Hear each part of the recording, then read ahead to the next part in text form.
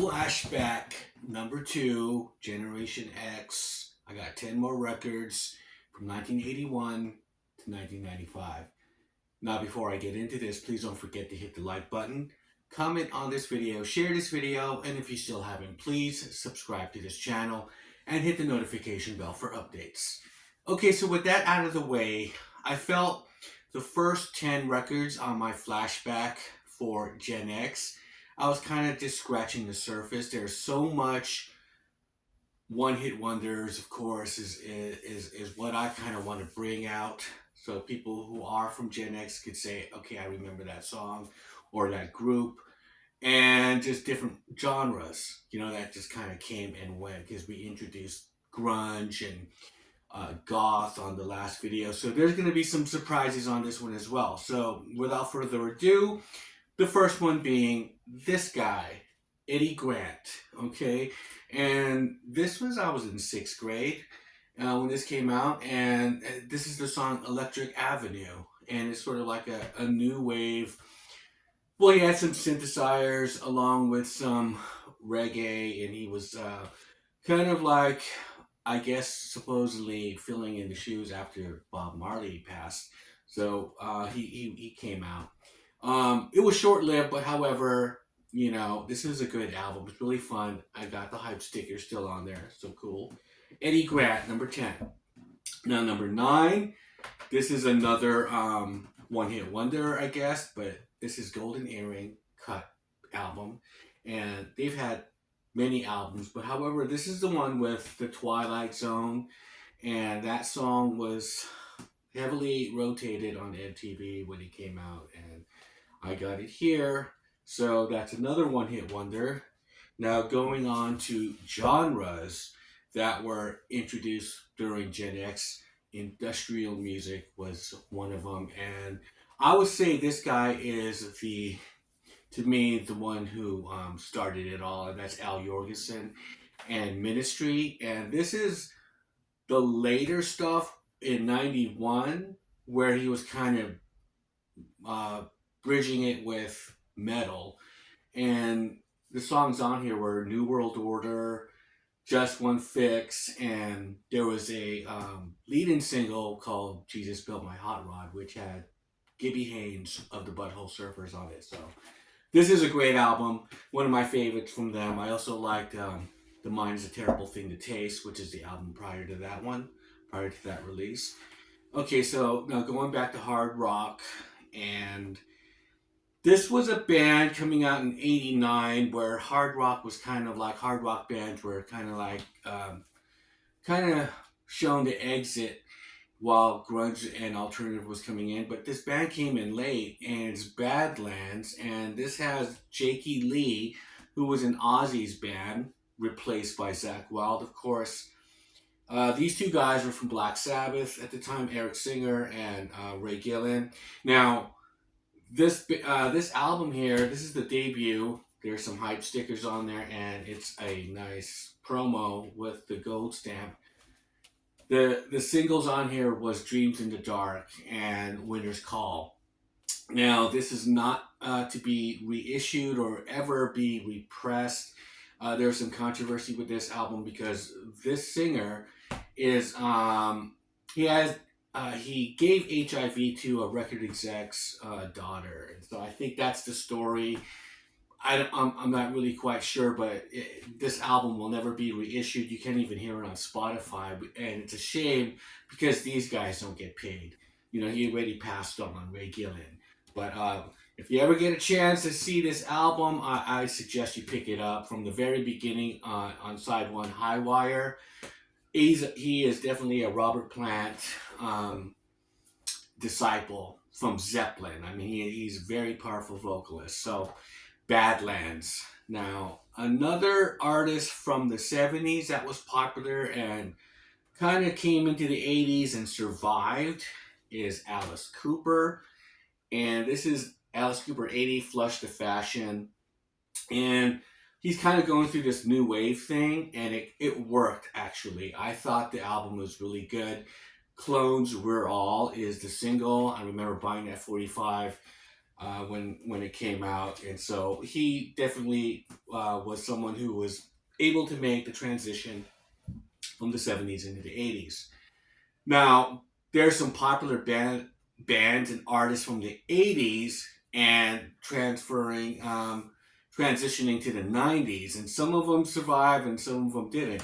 This one did, and this was a big album from 80s artist Brian Adams going into the 90s in 1991 throughout all that grunge stuff. And but he got it, he put together this rock album with John Mutt Lang, who produced AC/DC and Def Leppard. And this album sounds like Def Leppard. I mean, it's just, and Keith, I forgot the guitarist on here, very underrated. A lot of solos, a lot of leads. This is just pretty much a rock album. Um, the leading single was "Can't Stop This Thing We Started." It doesn't sound like the rest of the album for sure. I mean, there was a song "Everything I Do for You," which was from the Robin Hood movie, which was put out a year prior to this release, and they just kind of threw it on here. So I guess so people would buy it more. And but Brian Adams did survive, coming from an '80s big solo artist into the '90s with that album. Now, moving on, I have this artist here, Bjork. And this album is her debut. She was the singer from the Sugar Cubes. The songs that were memorable on this debut album was Human Behavior, which she wrote millions of years prior to her being a solo artist. She just said it didn't work with punk bands that she was involved in or the Sugar Cubes. And it was a great, big hit on this album. And Aeroplane was another one. I just call her music Bjork music, and it's always changing. And she is probably one of the best eclectic artists of Gen X. Um, Bjork. Okay, so I have three more records left.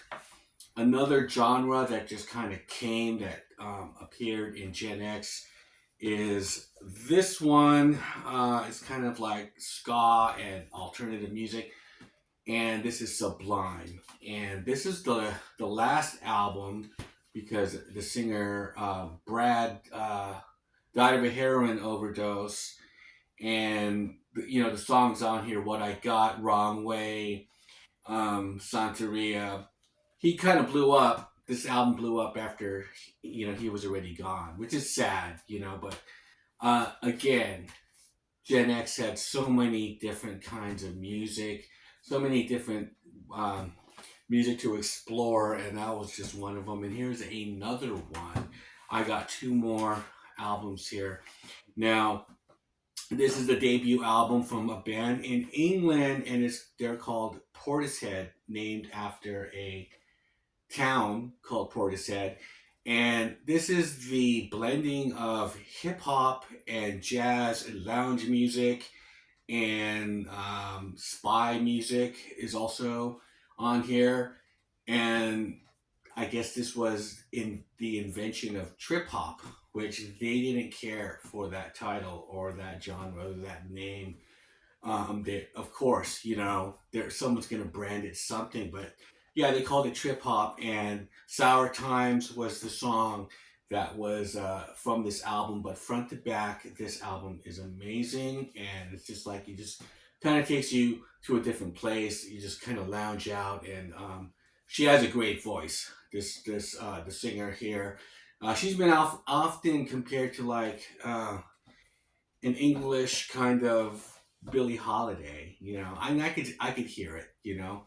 So trip hop. Again, trip hop, industrial, all these kinds of different genres coming from Gen X were so creative as far as music is concerned. Now, the last uh, um, album here, it has to be like a big band or just like a big impact. And sometimes you can't you just have to give it to them, right? Because I think a big band is someone that you either love or you hate. And so this is one of those artists, right?